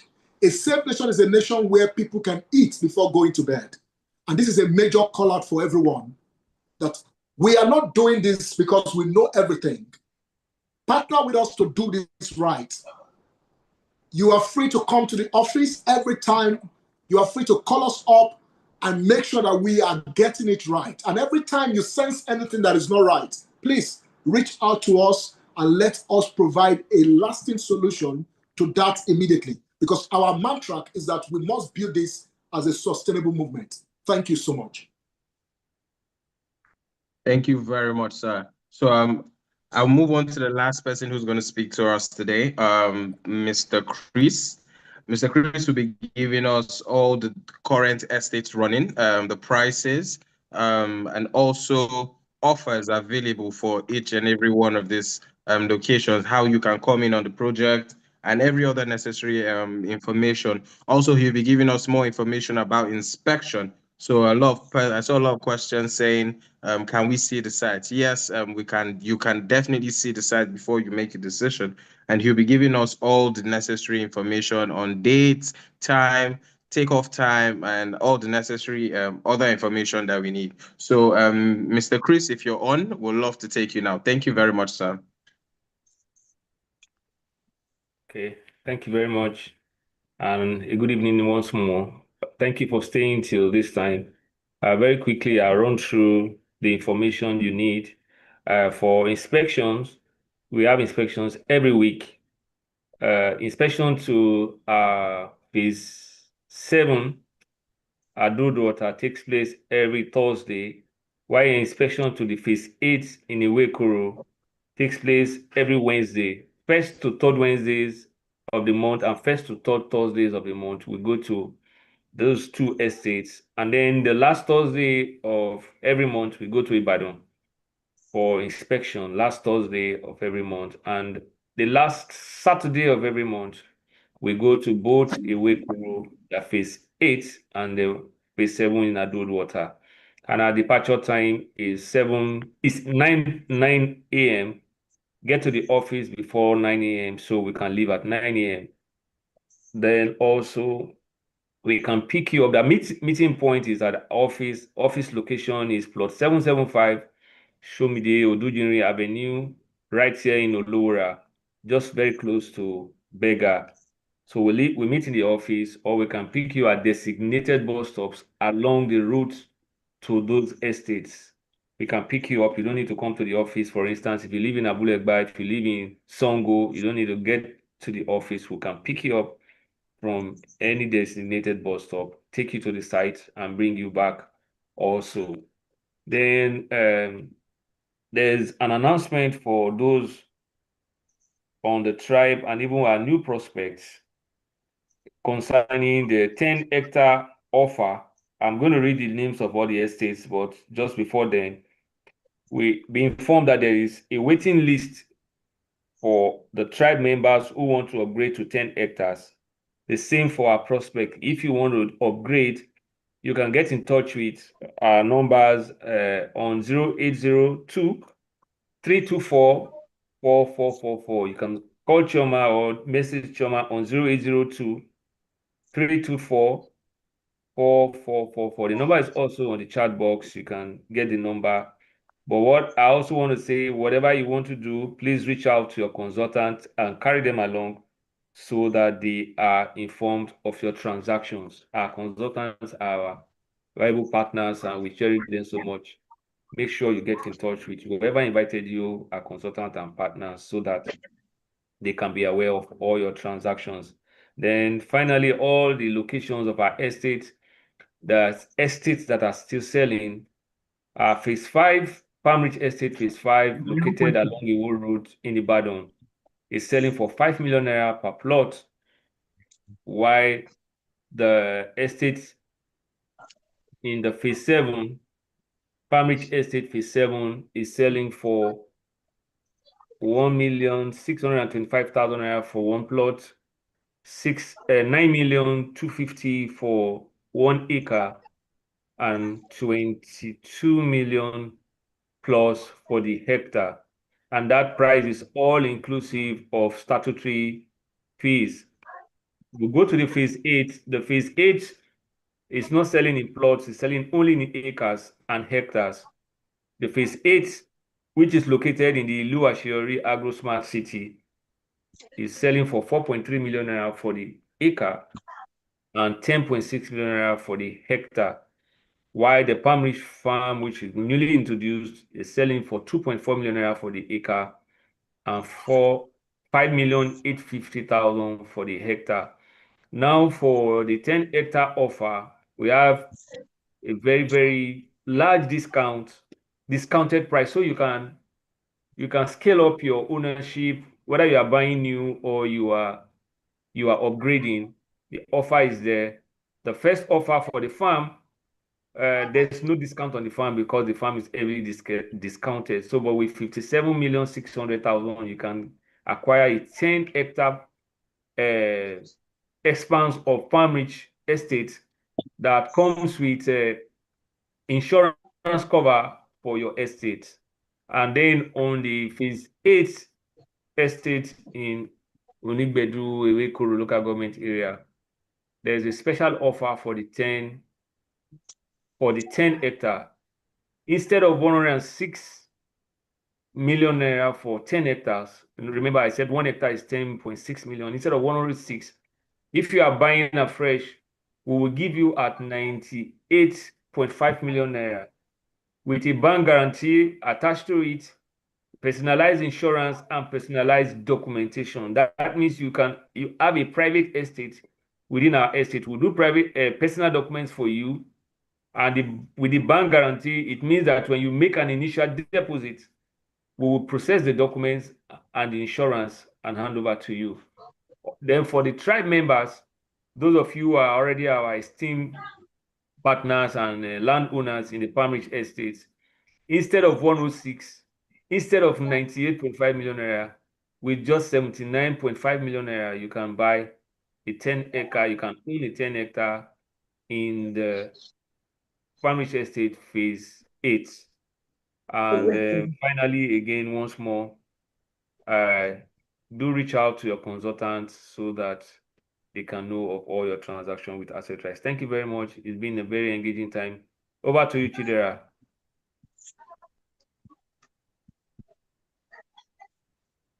Hello, please. Can I quickly ask this question? Okay, ma. All right, thank you. I was brought in here. Now I'm a tribe. I'm a member of the tribe.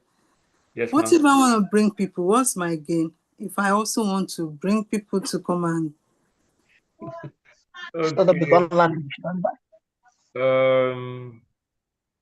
As a tribe member, you know, we said we cherish all our tribe members. So there's a special 10% discount of any product you want to buy as a tribe member.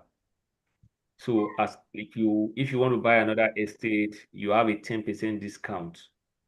It's yours. It does not apply to the farm anyway, but you have a 10% discount. So, but if you want to you can use it in 3 ways. You can use it to buy by yourself. You can introduce somebody to buy without giving the person a discount. Then you can request for a cashback. And then also, you can use the 10% discount to give to somebody to buy the product. Then you don't have a cashback to request for. and then you earn points from all your referrals. We celebrate you for referring. You earn points that when you accumulate those points, you can get several benefits like medical checkup, like special special use of special lounges in some airports. So the package is there on the tribe. I'm sure that the manager of the tribe will repost those information so that you can get it. So, but that is what we have for the tribe members. As a tribe member, you have a standing 10% discount. However, we also want to apologize and beg you that it does not apply to the farm, because the farm is heavily discounted. If you see the difference in the prices, you would know that it's heavily discounted. Thank you very Okay. much. Good evening. Yes, sir. Good I don't know if evening. you can hear me. Okay, We a can quick hear one. you. Okay, so quickly, I quickly want to speak to the 2.4 million cost. You know, Okay. so for which phase of the project are we speaking to, and what does the scope that this 2.4 million covers? Is it both the land and the farming? Yes, yes. Okay, thank you very much. The 2.4 million covers 1 acre of the Palmrich land. When you subscribe for a Palmrich land, you don't pay for the seedling, you don't pay for the planting, you don't pay for the nurturing for 3 years. So when you pay the 2.4 million naira, we will give you a 1 acre, that's 6 plots of land with palm trees on it, and nurture it for you until it starts fruiting. So you are covered on every your documentation is already included in the 2.4 million naira. Okay, so what phase of the project is this, and which area is this? It's located along Asoilobi Road in Onigbedu. It's actually a little close to the phase 8. It's not a phase 9, but it's a Palmrich farm. This is the first of the farm we are having. The other Palmrich estates, they are located inside the agro smart city, like the GMD explained. But this one is a pure farm, and it's located almost in the same environment, with just a different location. Okay, so which means this does not have a project title name. It's just a farm in its own that does not have, like I said, a project title name, just like the other ones that you have, the Yes, Palmrich. we just called it Palmrich farm so that we can separate it from the Palmrich estate. If not, we would have called it like a phase 9, but we called it a Palmrich farm so that people who want to get at a lower price can also get into the project, and then those who want to buy in large quantities can also scale up their ownership. So that's basically the difference. Yeah, that's basically the difference. The other model leans more on both the land appreciation and the income from the palm trees. But this one, the land appreciation will be slower because the other components of the agro smart city, which makes it an integrated estate or is integrated city, does not apply. So the Palmrich farm is on its own, while the Palmrich estate in the other agro smart cities are located with other integrated districts. Okay, so how much is the phase 8 currently? The minimum, The phase 8 is 4.3 million naira for the minimum quantity. That's the 1 acre. 4.3 million, and it's all inclusive. Okay, so that one falls under the Palmrich estate, right? Yes, it falls inside. It's inside the Ilu Ashiori Agro Smart City. Okay, so instrumental payment is, because I'm just joining. So you can do if I make